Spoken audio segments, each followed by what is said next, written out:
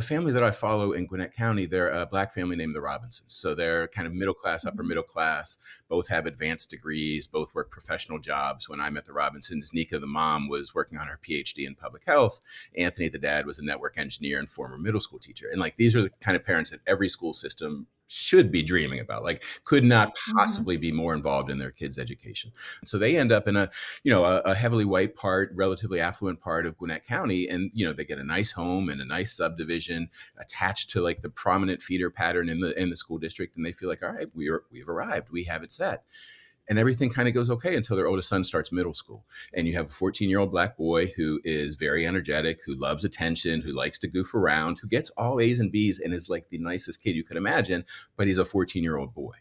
And all of a sudden, all of these like 14-year-old boy behaviors, burping in class, spending too long in the bathroom, smacking his friend in the back of the head, that starts to Mhm. be detentions, suspensions, escalating suspensions, to the point where mom and dad feel like they're teeing him up to send him to the disciplinary school. Like, we have to get him out of here. Mhm. And so they've organized their whole life and really multiple generations of the family life to get to this place and into this public school system, and now feel like that's a threat to my child.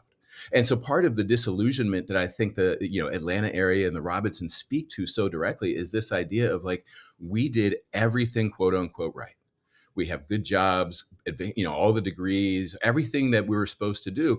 And we are in this community. And not only do we feel like it's not keeping our child safe, it's not cultivating his gifts, it's not recognizing him for who he is. And we have no idea what to do. Oh my gosh.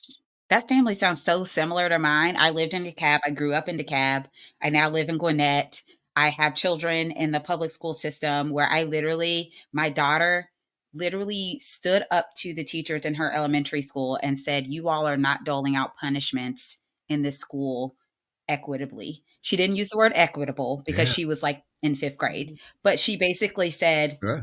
when two people do the exact same thing, the one that looks like this gets in way more trouble than the one that looks like this. I would like for you to explain to me why. And she got in a lot of trouble for that. But it was her Yeah. reality. And she didn't quite have a filter to like kind of figure out how to diplomatically express herself.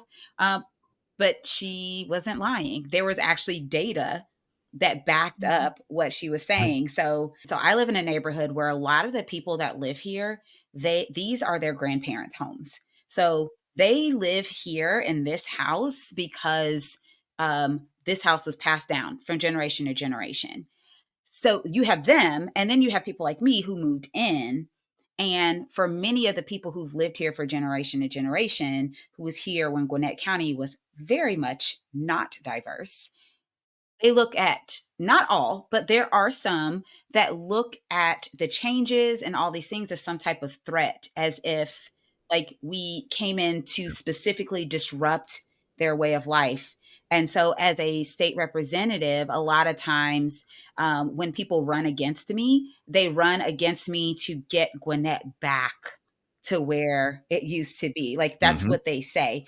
Or they specifically say, to prevent Gwinnett from turning into DeKalb, which is predominantly people of Yep. color, things like that. So it's very Yep. interesting. I will admit I have not read your book yet, but I am definitely about to download it to my Audible today because I'm very interested in just kind of reading more about how this works out.